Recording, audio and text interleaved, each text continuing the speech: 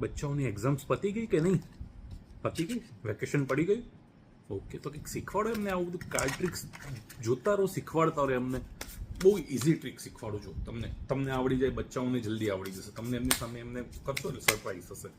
એમને એવું કહેવાનું કે આવી રીતે 3 પાઇલ 3 કાર્ડ્સની કરીએ છીએ, બરાબર છે? બીજા કાર્ડનું આપણે કોઈ કામ નથી, 3 પાઇલ 3 કાર્ડની છે.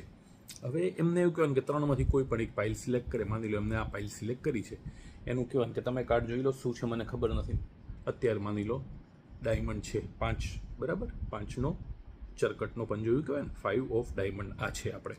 હવે આ કાર્ડ અહીંયા મૂકી દીધો, આ કાર્ડ અહીંયા મૂકી દીધા, બધા ભેગા થઈ ગયા, નવું કાર્ડ.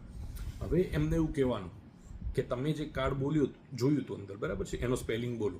એટલે એ બોલશે FIVE 5, બરાબર છે? OF of, DIAMONDS diamonds. આટલું કર્યા પછી આપણો મેજિક એ વર્ડ છે, આપણો મેજિક બોલવાનું, MAGIC. તો એ કાર્ડ આવી ગયું, બરાબર છે? ઇઝી છે, બહુ ઇઝી છે, ખબર પડી ગઈ. આને કરતાં વધારે ઇઝી કેવી રીતે થાય ખબર?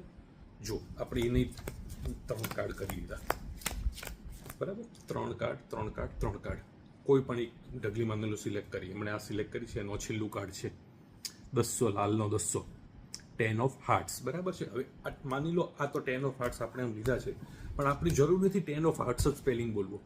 એમને એકાથી લઈને રાજા સુધીમાં કાળી ચોગો કોઈ પણ સ્પેલિંગ બોલી શકે. માની લો કિંગ બોલવું છે એમને, તો કિંગ ઓફ હાર્ટ્સ એમને બોલવું છે. આપણું હતું લાલનો 200, પણ એમને સ્પેલિંગ એમનો બોલ છે કિંગ ઓફ હાર્ટ. તો કેવી રીતે થાય?